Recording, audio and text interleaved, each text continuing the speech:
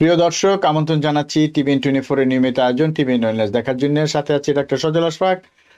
দর্শক, আপনারা জানেন যে আমাদের অনুষ্ঠানটি নিউ ইয়র্ক স্টুডিও থেকে সরাসরি সম্প্রচারিত হচ্ছে এবং অনুষ্ঠানের প্রতিটি পর্বে আমরা একটি বিষয় নিয়ে কথা বলি এবং আমাদের সাথে থাকেন একজন বিশেষজ্ঞ চিকিৎসক। দর্শক, আজকে একটু ভিন্ন ধরনের বিষয় নিয়ে কথা বলবো। আমরা অনেক রোগ নিয়ে কথা বলি, আজকে ঠিক রোগ নিয়েই কথা বলবো, কিন্তু কিছু পরীক্ষা নিরীক্ষা নিয়ে কথা বলতে চাই, বিশেষ করে ক্যান্সারের কিছু পরীক্ষা নিরীক্ষা। আপনারা তো জেনে থাকবেন যে ক্যান্সার স্ক্রিনিং টেস্ট বলে কিছু টেস্ট আছে, যার মাধ্যমে আগাম ক্যান্সারের খবর পাওয়া যায় এবং অনেক ক্ষেত্রে সেগুলো করা হয়। সেই বিষয়গুলো নিয়ে আমরা আলোচনা করবো। দর্শক, আজকে আমাদের সাথে উপস্থিত আছেন আলোচনায় অংশগ্রহণ করার জন্য বাফেলো থেকে আমাদের সাথে যোগ দিয়েছেন ডাক্তার মোহাম্মদ মমিনুল্লাহ, এবং doctor Mohammad Mominullah director Buffalo medical care. Doctor Mominullah, আপনাকে স্বাগত জানাচ্ছি আমাদের আজকের এই আয়োজনে। আসসালামু আলাইকুম। সম্মানিত TVN24 দর্শকবৃন্দ এবং সজল ভাই, আপনাদের সবাইকে ধন্যবাদ যে আমাকে আজকে কিছু ক্যান্সার স্ক্রিনিং নিয়ে কথা বলার সুযোগ দেওয়ার জন্য। তো সজল ভাই, অনেক ধন্যবাদ। জি জি, অনেক ধন্যবাদ। আসলে এরকম একটা বিষয় নিয়ে কথা বলার জন্য আজকে আমরা আপনাকে পেয়েছি। আমার মনে হয় যে এই ধরনের আলোচনা খুব দরকার আছে। তো ক্যান্সার স্ক্রিনিং টেস্ট মানে আগাম ক্যান্সারের খবর জানতে পারা বা এ সম্পর্কে কিছুটা অবহিত হওয়া বা এ সম্পর্কে সচেতনতার জন্য এগুলি করা হয়। এবং ক্যান্সারে তো অনেক রকম ক্যান্সার আছে। তো আমার মনে হয় যে আমরা আজকে যদি পারি একটা বা দুটো ক্যান্সারের স্ক্রিনিং টেস্ট নিয়ে যদি কথা বলতে পারি, আমার মনে হয় তাতেই আমাদের দর্শকরা উপকৃত হবেন। তো আপনি কি বলেন, মানে কোন কোন দুটি ক্যান্সার বা কি ক্যান্সার নিয়ে আজকে আপনি কথা বলতে চান, বিশেষ করে স্ক্রিনিং টেস্ট নিয়ে? জি আসলে দুটো স্ক্রিন নিয়ে আমরা স্পেসিফিক্যালি কথা বলবো, তবে আমরা প্রথম থেকে কিছু জিনিস জানার জন্য ধরেন অনেকের প্রশ্ন থাকতে পারে যে পুরুষ এবং মহিলা উভয়ের ক্ষেত্রে কোন ক্যান্সার গুলা হওয়ার সম্ভাবনা আছে এবং কি ধরনের স্ক্রিনিং করা জরুরি। তো এই ক্ষেত্রে আমরা জাস্ট ক্লারিফাই করার জন্য জিনিসটা এভাবেই ভাগ করতে পারি যে পুরুষদের ক্ষেত্রে আমরা বলি মোস্ট ফ্রিকোয়েন্ট ক্যান্সার যেটা হয় যে সেটা হচ্ছে প্রোস্টেট ক্যান্সার, তারপরে লাং ক্যান্সার। এটা মেল এবং ফিমেল ভেরি করে না, it can be happen with the male and female both এর ক্ষেত্রে হতে পারে। কোলোরেক্টাল ক্যান্সার, এটা পুরুষ মহিলা উভয়ের ক্ষেত্রে সমানভাবে প্রযোজ্য। এটা আপনার কোলোরেক্টাল ক্যান্সার বলতে আমরা শুরু করি ক্ষুদ্রান্ত, বৃহদান্ত, আনটিল রেকটাম, বাথরুমের রাস্তা পর্যন্ত যতটুকু আমরা বুঝি। ব্লাডার ক্যান্সারটা বেসিক্যালি পুরুষদের ক্ষেত্রে হয়, মহিলাদের চেয়ে বেশি। তারপরে মেলানোমা ধরেন এটা বলে আমেরিকানদের ক্ষেত্রে হয়, যা এটা high risk of the skin cancer, যাদের সান এক্সপোজার বেশি হয়ে থাকে তাদের ক্ষেত্রে হতে পারে। এটা পুরুষ মহিলা উভয়ের ক্ষেত্রে হয়। আর মহিলাদের ক্ষেত্রে স্পেসিফিক কিছু জিনিস আছে, যেমন ধরেন ব্রেস্ট ক্যান্সার, এটা হচ্ছে মোস্ট কমন লিডিং ক্যান্সার পুরা বিশ্বে। এটা সর্বাধিক মহিলাদের ক্ষেত্রে হয়ে থাকে। একটু আগে আমরা আলোচনা করেছি লাং ক্যান্সার পুরুষ মহিলা উভয়ের ক্ষেত্রে, কোলোরেক্টাল উভয়ের ক্ষেত্রে। মহিলাদের ক্ষেত্রে আরো দুটো জিনিস আলাদাভাবে আমরা মেনশন করতে চাই। একটা হচ্ছে যে ইউটেরাইন ক্যান্সার, যেটা জরায়ু। পুরুষদের ক্ষেত্রে আমরা যেটা বলেছিলাম প্রোস্টেট ক্যান্সার, যেটা ব্লাডারের মধ্যে হয়, আর মহিলাদের ক্ষেত্রে জরায়ু থেকে হতে পারে। আর থাইরয়েড ক্যান্সার, এটা পুরুষ মহিলা উভয়ের ক্ষেত্রে হতে পারে, তবে মহিলাদের ক্ষেত্রে পুরুষদের চেয়ে সম্ভাবনাটা একটু বেশি থাকে। তো আজকে আমরা প্রথমেই দুটো ক্যান্সার নিয়ে, কারণ অনেকগুলো আছে, আসলে সময়ের স্বল্পতা থাকতে পারে, সবকিছু তো আসলে একদিনে হওয়া সম্ভব না। সেক্ষেত্রে আমরা প্রথমে পুরুষদের যে ক্যান্সারটা সবচেয়ে বেশি হয়ে থাকে এবং অনেক পুরুষ এটা নিয়ে আতঙ্কিত বা ভয় পেয়ে থাকে, সেটা হচ্ছে প্রোস্টেট ক্যান্সার। যে অনেকে, আমরা সবাই বলি ক্যান্সার এমন একটা রোগ যেটা হলে আসলে একটা পরিবার নিঃস্ব হয়ে যাওয়ার সম্ভাবনা থাকে। একটা পরিবারের একজন মানুষের যখন ক্যান্সার আক্রান্ত হয়, পরিবারের অন্যান্য মেম্বাররাও খুবই বিচলিত হয়ে যায়, এটা ছোঁয়াচে কিনা বা এটা বংশানুক্রমে হতে পারে কিনা, এটা হলে কি জীবন কি আর কতটুকু লাইফ এক্সপেক্টেন্সি আছে, বা আমাদের কি করা উচিত। এই কথাগুলোর প্রেক্ষিতে আমরা প্রথমে প্রোস্টেট ক্যান্সার নিয়ে শুরু করতে চাচ্ছি। তো এই ফাঁকে আমি সজল ভাইকে জিজ্ঞেস, আপনার, আমি যতটুকু ওভারভিউ দিলাম, এইখানে আপনার কোনো যদি প্রশ্ন থাকে আপনি আমাকে আগে করতেন। আমার মনে হয় যে শুরুতে যে জিনিসটা মানে দর্শকদের বলা উচিত, আপনার কাছ থেকে শুনতে চাই যে যে অনেকেই বলেন না যে স্ক্রিনিং করতে হবে বা স্ক্রিনিং টেস্ট, মানে এই পরীক্ষাগুলো কিরকম, মানে এগুলো কি এমন যে একজন প্রাইমারি কেয়ার ফিজিশিয়ানের কাছে যখন একজন রোগী থাকেন, তার আন্ডারে থাকেন, তখন কি সেই প্রাইমারি কেয়ার ফিজিশিয়ান নিজে থেকেই সেই রোগীর জন্য এই ধরনের পরীক্ষা নিরীক্ষাগুলো সাজেস্ট করেন, বা কোনো কারণ দেখলে করেন, নাকি এটা সবার জন্য প্রযোজ্য না, যেমন অ্যানুয়াল চেক আপের মধ্যেই এরকম করেন কিনা? মানে এই বিষয়টা একটু আমি জানতে চাই। হ্যাঁ, সুন্দর প্রশ্ন। আসলে আমেরিকাতে এই জন্যই বলা হয় পিসিপি, প্রাইমারি কেয়ার প্রোভাইডার, যে এটা বলে জি। গেটওয়ে। যে কোনো হুম স্ক্রিনিং সাধারণত প্রাইমারি কেয়ার থেকে শুরু হয়। এটার যে কেউ আপনার যখন আমাদের কাছে রুগী আসে, আমরা বছরেই যখন অ্যানুয়াল স্ক্রিনিং, এক্সাম্পল 45 ইয়ার্স একজন মেল বা ফিমেল আসার সাথে সাথে প্রথমে আমাদের মাথায় ক্লিক করে যে এই রুগীটার কি কি স্ক্রিনিং করতে হবে।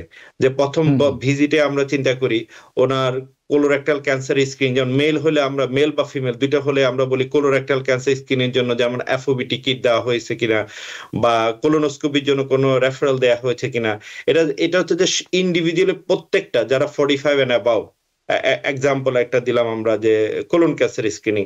তারপরে ধরেন আপনার প্রোস্টেট ক্যান্সার স্ক্রিনিং, যারা মেল 45 এবং অ্যাবাভ, তাদের ক্ষেত্রে এটা আমাদের একদম ম্যান্ডেটরি, এটা করা উচিত। তারপরে হুম ধরেন হুম ব্রেস্ট ক্যান্সার স্ক্রিনিং। এই জন্য বলা হয় কি primary care is a gateway for diagnosed and screening for everything. আপনি স্পেশালিস্টের কাছে তো ওরা তো কখনো সাধারণত রুগীরা সাথে সাথে পায় না। ওরা হচ্ছে আমাদের কাছ থেকে রেফারেলের ভিত্তিতে, আমাদের স্ক্রিনিং এর মাধ্যমে যদি আমরা কোনো কিছু হুম সাসপেশিয়াস হুম বা ডায়াগনোস করি, তখনই ওদের কাছে পাঠাই, তখনই ওরা এটা করতে পারে। এবং এটা খুবই অ্যাভেলেবল এবং সহজলভ্য, প্রত্যেকটা প্রাইমারি কেয়ার থেকে এটা হুম হয়ে হুম হুম। থাকা উচিত, এবং এটা হয়। যেটা এই জন্যই জি জি। প্রাইমারি কেয়ারকে সবসময় মানুষ প্রথমেই দেখানোর সাথে সাথে ওনারা দেখতে পায় যে কি করলে আমাদের এই রুগীটাকে আমরা লাইফ এক্সপেক্টেন্সি বলেন, তার কোনো রোগ থাকলে সেটা নির্ণয় করা এবং সেটা চিকিৎসার জন্য হুম হুম গাইডলাইন দেওয়া, সেটা প্রাইমারি কেয়ার থেকে হয়ে থাকে। জি। অনেক ধন্যবাদ ডাক্তার মামিনুল্লাহ। তো এই যে পুরুষের প্রোস্টেট ক্যান্সারের কথা বললেন, তাই না? তো এই প্রোস্টেট ক্যান্সারের যে স্ক্রিনিং টেস্টগুলো, এটা কি সাধারণত একজন প্রাইমারি কেয়ার প্রোভাইডার কি মানে নিজে থেকেই রুগীর একটা বয়স বা কোনো কিছু একটা চিন্তা করে ওনারা করে থাকেন, নাকি কোনো উপসর্গ থাকতে হয়? হ্যাঁ, দুটো জিনিস। অনেক রোগীর ক্ষেত্রে উপসর্গ থাকে, অনেক রোগীর ক্ষেত্রে উপসর্গ থাকে না। তো উপসর্গ হুম হুম না থাকলেও যখনই কোনো রোগী 45 এন্ড অ্যাবাভ যখন চলে আসে হুম আমাদের হুম কাছে, হুম হুম আমরা কিছু টেস্ট করে থাকি। যে একটা টেস্ট বলে PSA, prostatic hmm. Specific antigen. এটার জি। লেভেল দেখার উপর নির্ভর করে আমরা রুগীকে চিন্তা করি যে ওনার যে অ্যান্টিজেনের লেভেলটা বেশি, সেটা বেশি হুম থাকলে হুম আমরা সাথে সাথে ওই রুগীকে আমাদের রাডারের মধ্যে নিয়ে আসি। নিয়ে এসে সে রুগীকে আমরা ইউরোলজির কাছে পাঠিয়ে দিই। ওনারা পরবর্তীতে বাকি পরীক্ষা নিরীক্ষাগুলা, যেমন ধরেন কেউ ক্যাট স্ক্যান করে, কেউ ডিজিটাল রেকটাল এক্সামিনেশন, যেটা প্রাইমারি কেয়ারে হয়ে থাকা উচিত, হুম হুম ডিজিটাল হুম হুম রেকটাল এক্সামিনেশন, হুম যেখানে হুম আমরা পাইপ দিয়ে চেক করে থাকি যে প্রোস্টেটের সাইজটা দেখি, প্রোস্টেটটা শক্ত হয়ে আছে কিনা, কোনো নোডিউল বা কোনো কিছু সাসপিশিয়াস যদি আমাদের কাছে মনে হয়, আমরা ইউরোলজির কাছে পাঠালে ওরা বায়োপসি করে, পরবর্তীতে আরো কিছু ব্লাড টেস্ট করে এগুলা দেখে থাকে। এখন একটা সুন্দর প্রশ্ন, যদি কোনো অনেক সময় দেখা যায় 42 বছর, 43 বছর কেউ আসলো, আমরা হুম তো হুম। সাধারণত 40-এর পরে এটা সহজে করা হয় না, 45-এর পরে জি। সাধারণত আমরা এভরি ইয়ার এটা টেস্ট করে থাকি। তো এখন 40-42 যদি কোনো ধরনের সাসপিশিয়াস কিছু থাকে, যেমন ধরেন কোনো রুগী আসলো, আসার সাথে সাথে সে বলতে পারে যে তার প্রস্রাব করার সময় আগে যে প্রস্রাবের বেগটা বের হতো সেটা এখন আগে থেকে দুর্বলভাবে বের হচ্ছে, অর্থাৎ যে পরিমাণে প্রস্রাবটা বের হওয়ার কথা ছিল সেটা হুম হুম হচ্ছে হুম না। অথবা বলতে পারে ফ্রিকোয়েন্ট ইউরিনেশন, ঘন ঘন প্রস্রাব। এখন অনেকে কনফিউজ থাকে, ঘন ঘন প্রস্রাব তো আসলে ডায়াবেটিস রোগীরও একটা লক্ষণ হতে পারে। ঘন ঘন প্রস্রাব করলে আমরা প্রস্রাবে ইনফেকশনের একটা লক্ষণ হিসেবে ধরতে পারি। ঘন ঘন প্রস্রাব করলে অনেক সময় আমরা ব্যথা বেদনা থাকলে প্রোস্টাটাইটিস, যেটা প্রোস্টেটিক ইনফ্লামেশন হলে সেটাও ধরতে পারি। আবার অনেক রোগী এসে বলে আমি যখন প্রস্রাব করি আমার প্রস্রাবের সাথে রক্ত আসতেছে বা প্রস্রাবের সাথে সিমেন্ট বের হচ্ছে। তো এগুলো অনেক সময় ধরেন প্রস্রাবের সাথে যদি রক্ত আসে আমরা চিন্তা করি যে স্টোনের সম্ভাবনা আছে কিনা। তো এগুলা, এই যে স্ক্রিনিং, এগুলার মধ্যে দিয়ে এটা কিন্তু বের হয়ে আসে। অনেকে রোগী এসে বলে যে আমার ব্যথা করতেছে পিছনে, হিপে বা পেলভিসে বা তলপেটে যেটা আমরা বলি। অনেক রোগী এসে বলতে পারে, পুরুষ রোগী, যে আমার শারীরিক দুর্বলতা দেখা দিচ্ছে। তো এই জিনিসগুলোর উপর ভিত্তি করে আমাদের মাথায় রাখতে হবে। এখন যখন 30 ইয়ার্স ওল্ড একজন এসে এই কথা বলল, তার ক্ষেত্রে আসলে আমরা খুবই রেয়ার এই ধরনের টেস্টগুলো পিএসএ করি। সাধারণত 40 অ্যান্ড অ্যাবাভ এর ক্ষেত্রে আমাদের চোখ থাকে যে প্রোস্টেট একটা জিনিস পুরুষ মানুষের মধ্যে থাকে, সেখানে কোনো কিছু আছে কিনা, অথবা আল্ট্রাসাউন্ড করে আমরা দেখতে পারি অন্য কোনো জায়গায়, যেমন ব্লাডারে বা আপনার কিডনিতে বা ইউরেটারে কোথাও কোনো কিছু হচ্ছে কিনা। আদারওয়াইজ যেটা আমরা আগেই বলেছিলাম, 45 অ্যান্ড অ্যাবাভ আমরা সবার ক্ষেত্রে স্ক্রিনিং করা শুরু করি আরকি। জি, অনেক ধন্যবাদ, অনেক ধন্যবাদ। দর্শক, আপনাদের উদ্দেশ্যে বলে রাখি, আজকে আমরা ক্যান্সার স্ক্রিনিং নিয়ে কথা বলছি এবং বিশেষ করে পুরুষের প্রোস্টেট ক্যান্সার এবং মহিলাদের ব্রেস্ট ক্যান্সার নিয়ে আজকে আমরা কথা বলবো। কিভাবে আগাম এই ক্যান্সারের সম্পর্কে খোঁজ খবর পাওয়া যায় এবং কিভাবে কি কি পরীক্ষা নিরীক্ষা আছে যেগুলো সবার করা উচিত। যারা সচেতন তাদের অবশ্যই এগুলি করা উচিত, আপনাদের জানা উচিত, এবং এগুলো আপনাদের প্রাইমারি কেয়ার যে প্রোভাইডার আছেন তারা আপনাদেরকে হয়তো বলে থাকেন, কিন্তু অনেক সময় হয়তো আপনারা করেন না, কিন্তু এগুলি করা উচিত। তো সেই বিষয়গুলি আজকে নিয়ে কথা বলছি। আমাদের আজকের অতিথি মোহাম্মদ মমিনুল্লাহ, এবং স্ক্রিনে আপনারা আমাদের নাম্বারটি দেখতে পাচ্ছেন। আমি তারপর আবারও বলছি 6463079828, এই নাম্বারে আপনারা ফোন করে জানতে পারেন আপনাদের যদি কোনো প্রশ্ন থাকে। তো ডাক্তার মোহাম্মদ মমিনুল্লাহ, যেটা বলছিলেন আপনি যে আমি বুঝলাম, হ্যাঁ, যে কিন্তু এমন এই ক্ষেত্রে একটা জিনিস কি হবে, ধরুন কারো ক্ষেত্রে পিএসএটা আপনি বেশি পেলেন, যেটা স্বাভাবিকের চেয়ে বেশি, আপনি রুগীটাকে ইউরোলজিস্টের কাছে পাঠালেন, ইউরোলজিস্ট দেখলো যে তেমন কিছু নাই, কিন্তু ওটা ওরকম রেজড অবস্থায় যদি থাকে বা সরাসরি কোনো রোগ যদি এখনো পাওয়া যায়নি, তো এটাও তো একটা মানে এমন একটা অবস্থা যে এই রোগীকে তো আপনি আরো বেশি মানে স্ক্রিনিং এ রাখবেন, তাই না, আরো বেশি মনিটর করবেন। সেক্ষেত্রে আসলে আপনারা কি করেন? আমি জানতে চাচ্ছি এই কারণে যে আপনি শুরুতে যে কথাটা বলছিলেন যে প্রোস্টেট ক্যান্সারের রোগীর একটা মানুষের জীবন, একটা পরিবারের অবস্থাকে অনেক বেশি খারাপ করে দিতে পারে তারা যদি সত্যি সত্যি সে প্রোস্টেট ক্যান্সার আক্রান্ত হয়। এবং আমরা এটাও জানি যে প্রোস্টেট ক্যান্সারের চিকিৎসা যদি আগে ভাগে শুরু করা যায়, অনেক ভালো চিকিৎসা আছে, সেই জন্য আমি কথাটা বলছি। সেক্ষেত্রে আপনারা কি করেন? এখানে এর আগে আমি একটা আপনার প্রশ্ন উত্তর আসছি। অনেক রুগী আমাদের কাছে আসে বা অনেক দর্শকদের প্রশ্ন থাকে যে পুরুষ মানুষের ক্ষেত্রে তো আমরা 45 প্রোস্টেট ক্যান্সার স্ক্রিনিং শুরু করি, আনটিল কত বছর বয়স পর্যন্ত করব? একটা মানুষ যদি 90 বছর বেঁচে থাকে তাকে কি আমরা প্রতি বছর বছর এটা টেস্ট করার প্রয়োজন হয় কিনা? আসলে বলা হয় কি, আপনার United state preventive service task force যেটা রেকমেন্ডেশন দেয়, আফটার 70 ইয়ার্স, 70 বছর পরে এটা স্ক্রিনিং এর প্রয়োজন নেই। কারণ 70 বছর পরে যেটা মানুষের গড় আয়ু, লাইফ এক্সপেক্টেন্সি থাকে 10 to 15 ইয়ার্স মোর সাধারণ ক্ষেত্রে। সেই ক্ষেত্রে আপনি যদি 70 বছরে কোনো কিছু ডায়াগনোস করেন, কনজারভেটিভ ট্রিটমেন্ট দিয়ে যে কদিন চলা যায়। এখন ধরেন আপনার যে প্রশ্নটা, একটা মানুষের আমরা পিএসএ পেলাম মোর দেন অ্যাবভ রেঞ্জের বেশি, 4.5 এর উপর পেলাম, যেটা ন্যানোগ্রাম পার এমএল বলা হয়ে থাকে। তো এই ক্ষেত্রে কি করা উচিত? যেমন যেটা আপনার গাইডলাইন বলে, যেটা হচ্ছে পিএসএ যদি লেস দেন 2.5 থাকে কারো, সেই ক্ষেত্রে আমরা এভরি 2 ইয়ার্স স্ক্রিনিং করলেও চলে। আর পিএসএ যদি আপনার অ্যাবভ 2.5 থাকে, সেই ক্ষেত্রে এভরি ইয়ার স্ক্রিনিং করা জরুরি। এখন কারো ক্ষেত্রে ধরেন এই যে ম্যান এজ, প্রত্যেকটা পুরুষ মানুষের বয়স অনুযায়ী পিএসএ কতটুকু থাকতে পারে। যেমন আমরা 40 থেকে 49 বয়সের মধ্যে সাধারণত 2.5 এর নিচে থাকে, 50 থেকে 59 বছর পর্যন্ত 3.5 এর নিচে থাকে, 60 থেকে 69 বয়স পর্যন্ত 4.5 এর নিচে থাকা উচিত। এখন 70 এবং অ্যাবভ এর উপরে যারা যায় তাদের ক্ষেত্রে 6.5 এর নিচে থাকা উচিত। তো এর উপর হলে সেটা নিয়ে আমরা তখন ফার্দার ইনভেস্টিগেশনে যাই। এবং পিএসএ লেভেলটা আপনাকে চিন্তা করতে হবে, যখন কারো আমরা বেশি পাই তাদের ক্ষেত্রে ইউরোলজিস্ট যখন দেখে, ইউরোলজিস্ট এভরি ইয়ার তাদেরকে স্ক্রিনিং করতে থাকে। স্ক্যাট স্ক্যান বলতে পারেন, বায়োপসি বলতে পারেন, বা ডিজিটাল রেকটাল এক্সামিনেশন, যদি কিছু আপনার স্পেসিফিক ওরা কোনো ধরনের ক্যান্সারের কোষ পেয়ে থাকে, তখনই ওরা চিকিৎসা শুরু করে। আদারওয়াইজ তাদেরকে ফলো আপ রাখতে হয় প্রতি বছরে। এটাই হচ্ছে যে আপনার প্রোস্টেট ক্যান্সারের জন্য গাইডলাইনটা। জি জি, অনেক ধন্যবাদ।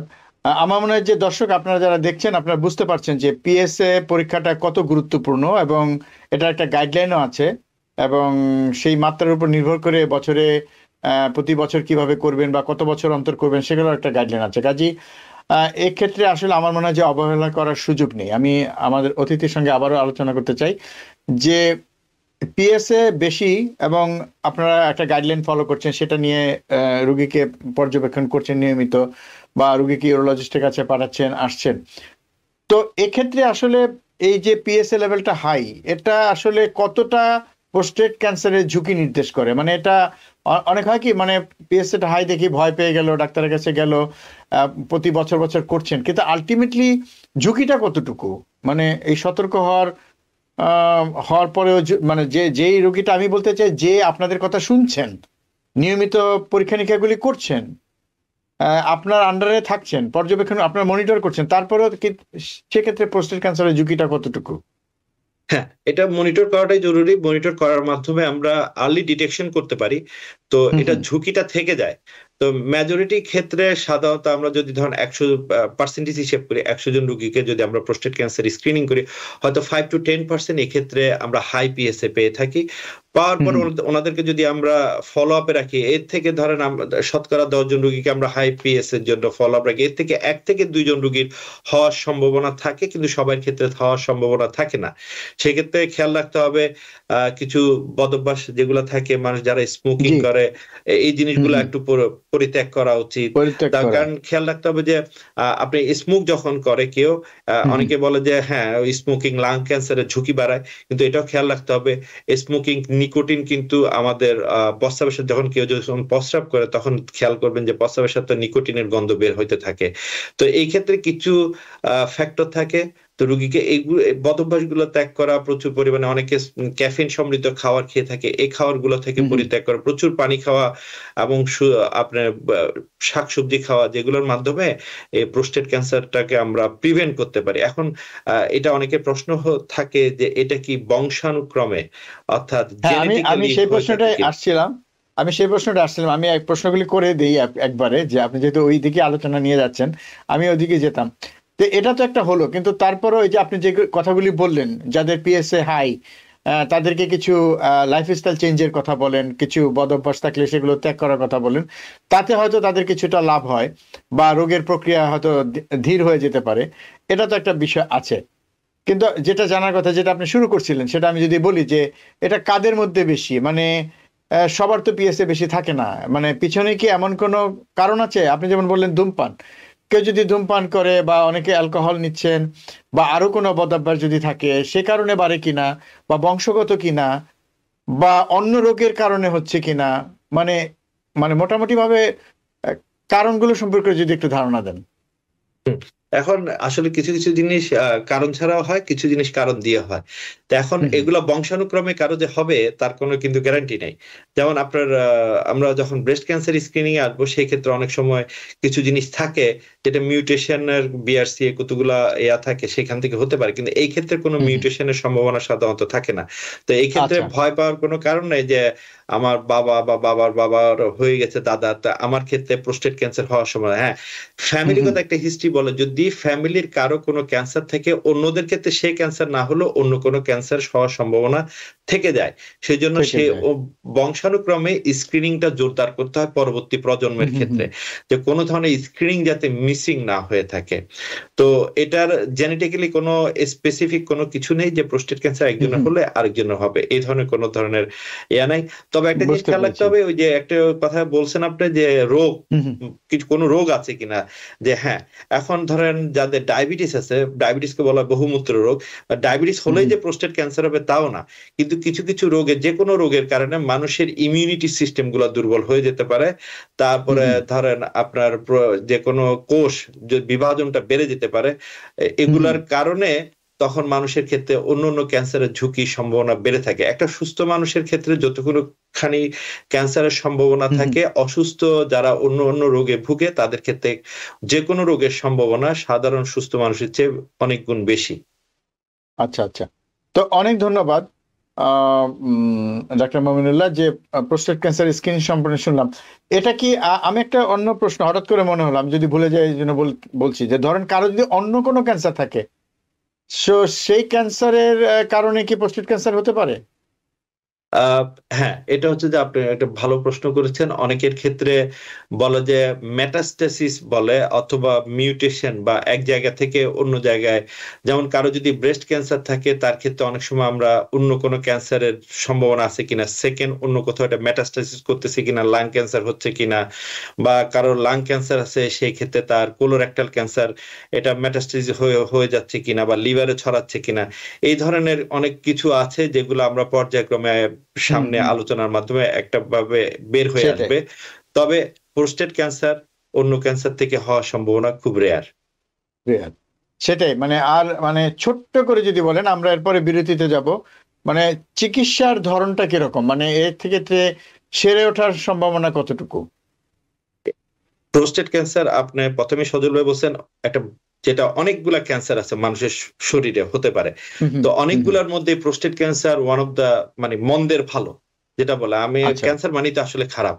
তো খারাপ, মন্দের ভালো সেটাই। বলতে এটা বুঝায় এই ক্যান্সারের ভালো চিকিৎসা আছে। যদি আপনি আর্লি ডিটেকশন করতে পারেন সেই ক্ষেত্রে বিভিন্ন ধরনের ট্রিটমেন্ট দিয়ে থাকে। যেমন ধরেন কেউ কেমোথেরাপির কথা বলে, কেউ রেডিওথেরাপির কথা বলে, কেউ সার্জারির কথা বলে। It depends on the surgeon. এখন যখন ইউরোলজি যখন প্রথমে কোনো ক্যান্সার ডিটেক্ট করে প্রোস্টেটে, এটা সাইজ শেপ দেখে।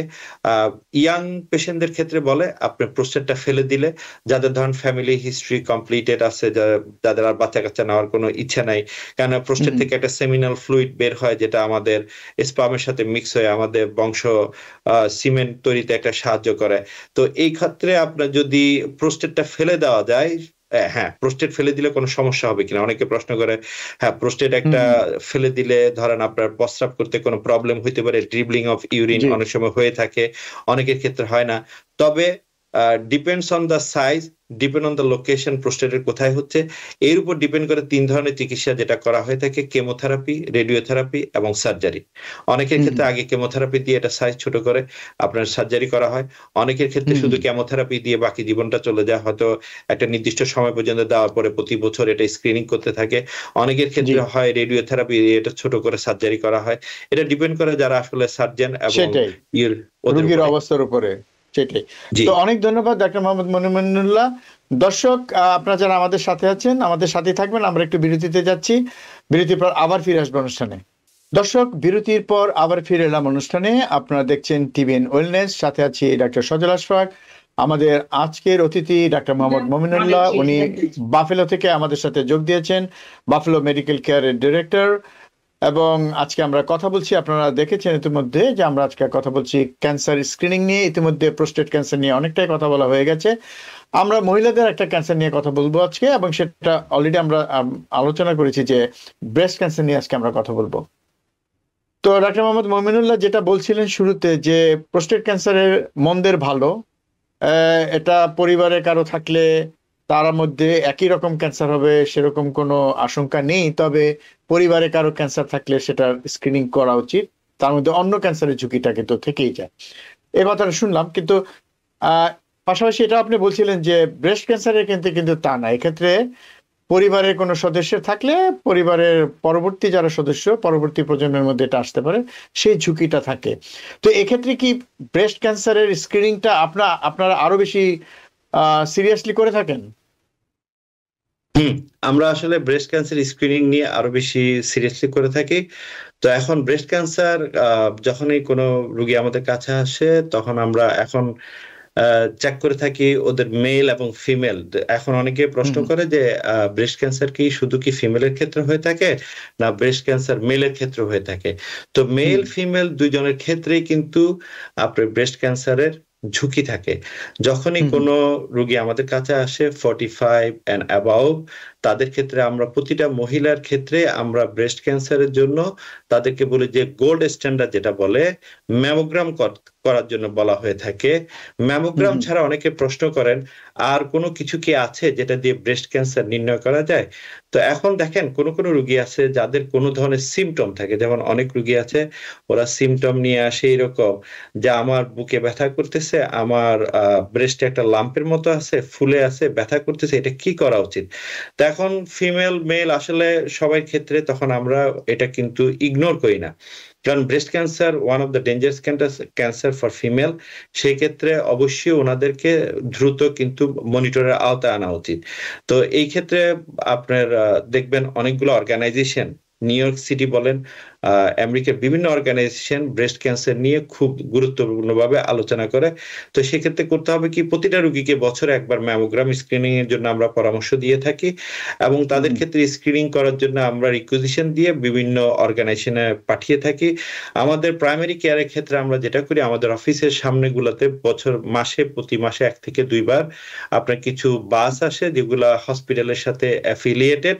ওরা এসে ম্যামোগ্রামটা করে। ম্যামোগ্রামটা করার পরে যদি কোনো কিছু ড্যান্স আমরা মাস পেয়ে থাকি বা সুপার। টেন্স কোনো জায়গায় কোনো হাইপোইকুইক লেশন বা কোনো কিছু যদি পেয়ে থাকি, সেগুলোর জন্য আমরা সাথে সাথে আপনার যেটা করে থাকি, রুগীকে স্পেশাল আল্ট্রাসাউন্ডের জন্য পরামর্শ দিই। জি। আল্ট্রাসাউন্ডের সেখান থেকে যদি মনে করে ওরা ওইখানে আসলেই কোনো কিছু আছে, তখনই তারা হুম। সেখান থেকে বায়োপসি করার জন্য চেক করে, বায়োপসি করে পরবর্তী স্টেপগুলো ওরা নির্ধারণ করে দেয়। জি, অনেক ধন্যবাদ। আপনি পর্যায়ক্রমে খুব সুন্দরভাবে বললেন একটার পর একটা, কোনটার পরে কোনটা করতে হবে। তার মানে হচ্ছে যেটা বুঝলাম যে মেমোগ্রামটা হচ্ছে প্রথম পরীক্ষা, প্রথম স্ক্রিনিং টেস্ট। তো এক্ষেত্রে আমরা প্রায়শই আপনার কাছে শুনতে চাই যে সেলফ ব্রেস্ট এক্সামিনেশনের কথা আপনারা বলে থাকেন, এবং বিশেষ করে বিভিন্ন জায়গায় আমরা শুনি যে এটাও একটা মানে নিজে নিজে রুগী বুঝতে পারেন। এক্ষেত্রে এই এক্সাম মানে সেলফ ব্রেস্ট এক্সামিনেশনটা কি কতটা গুরুত্বপূর্ণ, আপনারা এ নিয়ে রুগীদেরকে কিভাবে কি বলেন?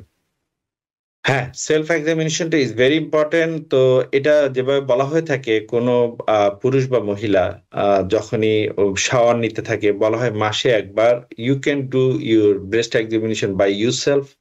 স্বেচ্ছায় করা যায়। কিভাবে করা যায়? ধরেন আমরা ওদেরকে শিখিয়ে দিয়ে থাকি অ্যান্টি ক্লকওয়াইজ। আমরা জানি ঘড়ির কাঁটার বিপরীতে যেভাবে হাঁটা যায়, পেরিফেরি বলতে বাহির থেকে আপনার জিনিসটা হাত দিয়ে ভিতরের দিকে। পালপেট করতে করতে ভিতরের হুম। দিকে সেন্ট্রালি আসতে বলে। এর ভিতরে যদি কোনো ধরনের মাছ বা কোনো কিছু পেয়ে থাকে, সাথে সাথে বলা হয় আপনি আপনার ডাক্তারের পরামর্শ নিয়ে থাকবেন।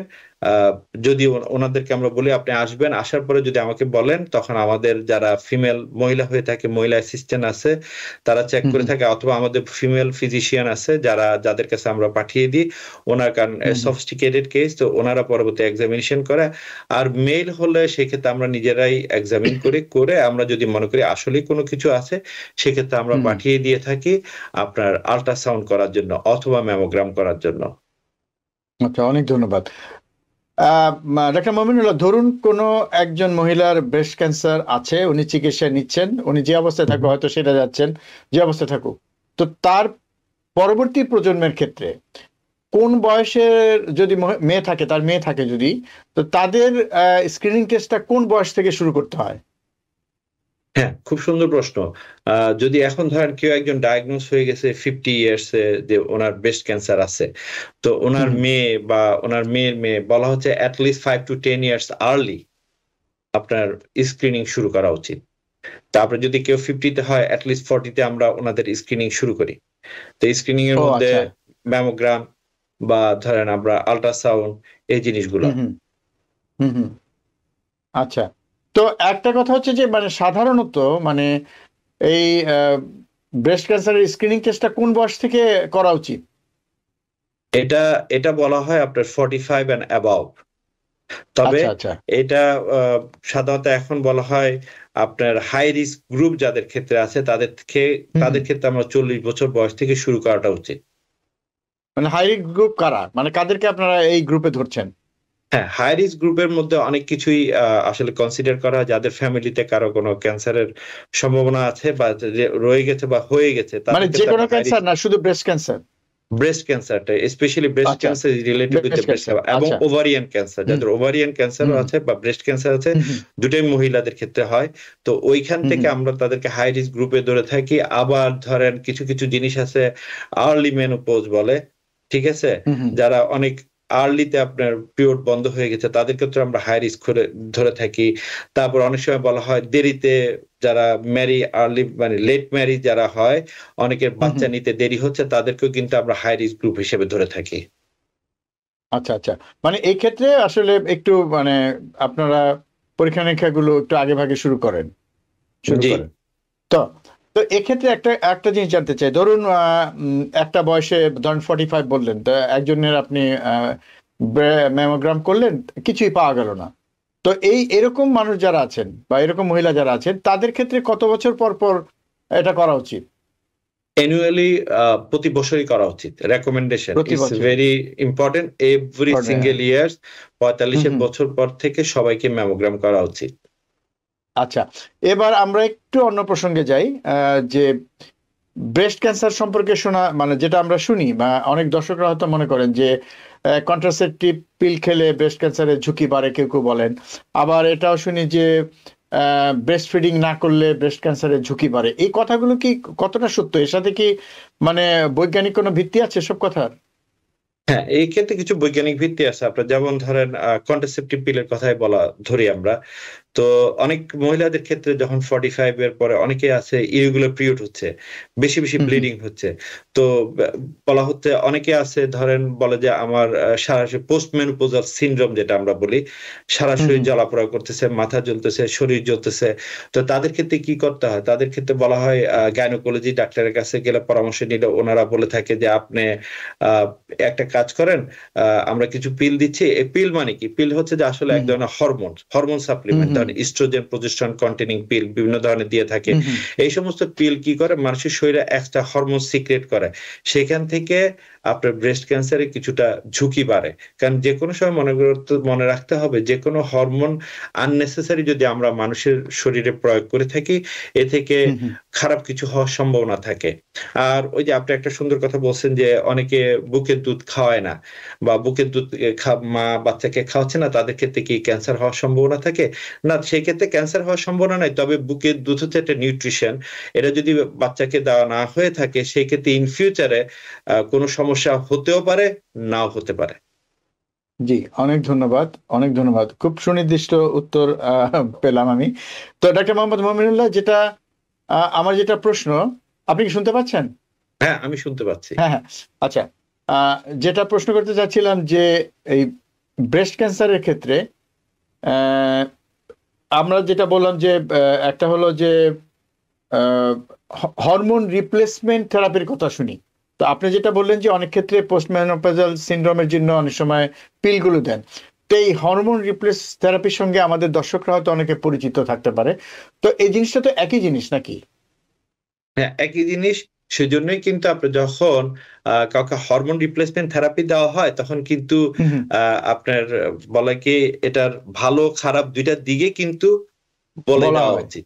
হ্যাঁ, বলা উচিত এবং এবং এবং আমার তাদের যতটুকু ক্ষেত্রে বিশ্বাস বোধহয় আলাদা স্ক্রিনিং ও করা হয়, তাই না? একটু বাড়তি তাদের স্ক্রিনিং ক্ষেত্রে ও আলাদা বোধহয় করা হয়। স্ক্রিনিং করা হয়। এজন্য তাদের ক্ষেত্রে কিন্তু বারবার বলা হয় যে, হুম, হুম, আপনারা কিন্তু আ এই যে হরমোন থেরাপিটি নিচ্ছেন, এটা কিন্তু হুম, হুম। ভালো দিকেও হতে পারে, খারাপ দিকেও হতে পারে। সো আপনাকে এটা যারা নেয় তারা কিন্তু মেনেই নিচ্ছে। সেটাই। মানে সেটা তারা জেনে শুনেই নিচ্ছে যেটা এই ঝুঁকিটা আছে এবং এই পরীক্ষা-নিরীক্ষাগুলো তারা করবেন। জি। সেটাই। এ ব্যাপারে তারা অন্তত সচেষ্ট থাকবেন করার জন্য। তো আমি অন্য প্রশ্নে যাওয়ার আগে একটা প্রশ্ন করতে চাই। যেমন আপনি বলছিলেন না যে ম্যামোগ্রাম করা, তারপরে আল্ট্রাসোনোগ্রাম করা, তারপরে দরকার হলে বায়োপসি করা। তো ধরুন অনেক ক্ষেত্রে অনেক রকম রোগ আছে যেটা হয়তো ১ম দিকে সন্দেহ হয় যে ব্রেস্ট ক্যান্সার হয়েছে। পরে দেখা গেল যে না, এটা আসলে সিস্ট বা অন্য কোনো কিছু। বা এমন কোনো রোগ যেটা বারবার হতে পারে, বা সেক্ষেত্রে স্ক্রিনিং এর ধরনটা কিরকম? মানে সেক্ষেত্রে কি সরাসরি কোনো ব্রেস্ট ক্যান্সার স্পেশালিস্টের কাছে যাবেন? নাকি প্রাইমারি কেয়ার যে প্রোভাইডার আছে উনি বারবার এই দিক নির্দেশনাগুলি দিবেন? ইউজুয়ালি যখনই কোনো কিছু সাসপিসিয়াস ব্রেস্ট এ কোনো কিছু পাওয়া হয়, যেমন ধরেন আপনি সুন্দর হুম, কথা হুম, যে লাম্প যেটা হইতে পারে, সিস্ট হইতে পারে, যেটা হুম, হুম, ফাইব্রোএডিনোমা হতে পারে। বিভিন্ন ধরনের অনেক কিছু আমরা বলে থাকি। তো সেই হুম, ক্ষেত্রে হুম, সেটা স্পেশালাইজড ডাক্তারদের কাছে আমরা প্রেফার করি। কারণ উনাদের কাছ থেকেই সুনির্দিষ্ট দিক নির্দেশনা থাকে।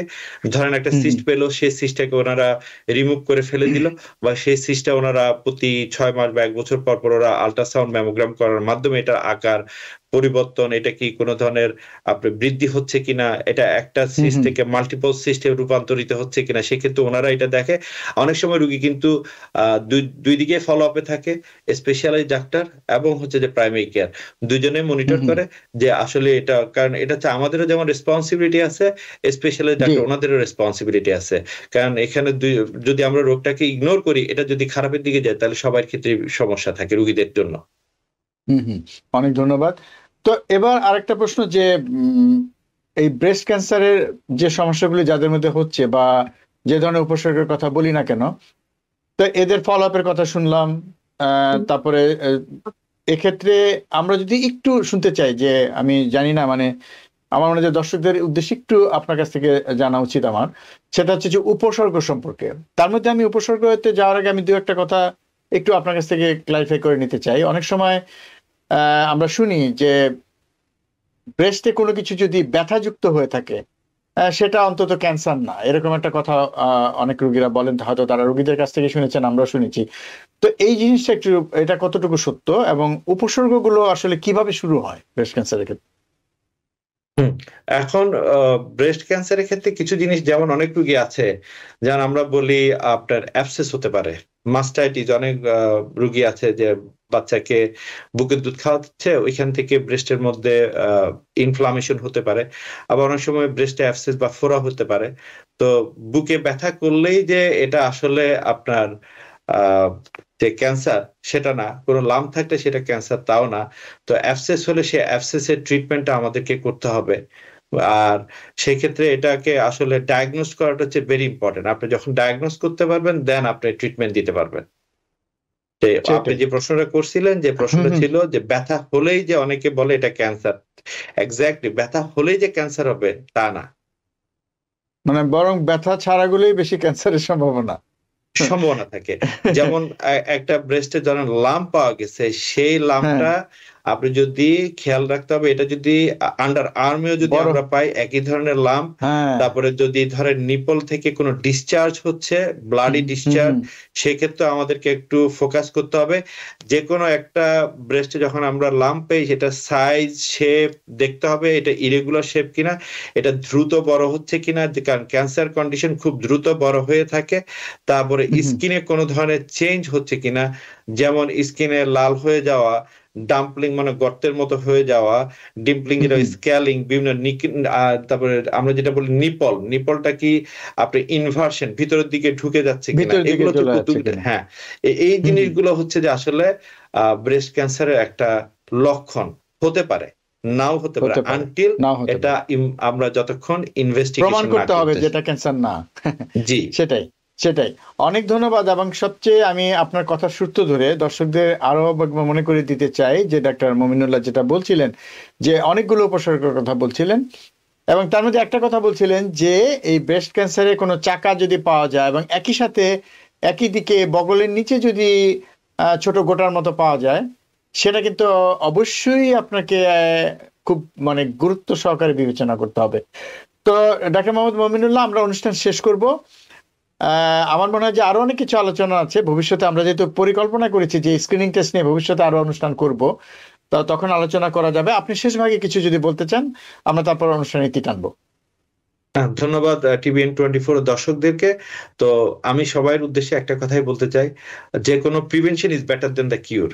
আমরা ক্ষতি হওয়ার আগে যদি কিছু স্ক্রিনিং রয়ে গেছে, যেগুলো আমরা আমাদের প্রাইমারি কেয়ার প্রোভাইডার যে যেখানে যাই না কেন, সেখানে ওনাদের মাধ্যমে, ওনাদের দিক নির্দেশনা অনুযায়ী যদি আমরা যদি ফলো করে থাকি, তাহলে আমরা নিজেদেরকে সুস্থ রাখতে পারবো, আমাদের পরিবারকে এবং এই সমাজকে সুস্থ রাখতে পারবো।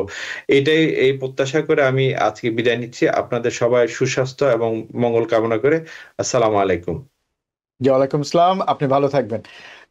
দর্শক, এতক্ষণ যারা আমাদের সাথে ছিলেন, আপনাদেরকে ডাক্তার আজকের যিনি অতিথি ছিলেন মোহাম্মদ মমিনুল্লাহ, তার কথা সূত্র ধরেই বলতে চাই যে এই পরীক্ষা নিরীক্ষাগুলি খুবই গুরুত্বপূর্ণ, এই স্ক্রিনিং টেস্টগুলি গুরুত্বপূর্ণ।